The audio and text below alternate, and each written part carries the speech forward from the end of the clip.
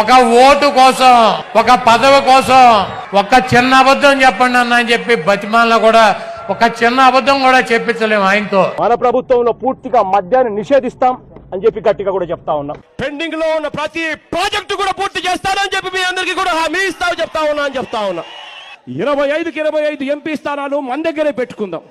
ఆ తర్వాత ప్రత్యేక హోదా ఎవరైతే ఇస్తామనంటారో కాదు, ఎవరైతే సంతకం చేస్తారో వాళ్ళకే మద్దతు ఇస్తాము అని చెప్పి మిమ్మల్ని అందరినీ కూడా కోరుతా ఉన్నా. మొట్టమొదటిగా నేను చేయబోయేది గవర్నమెంట్ లో ఖాళీగా ఉన్న మొత్తం 2,30,000 ఉద్యోగాలు రిలీజ్ చేస్తాను అని చెప్పి మీ అందరికీ కూడా నేను మాట చెప్తా ఉన్నాను.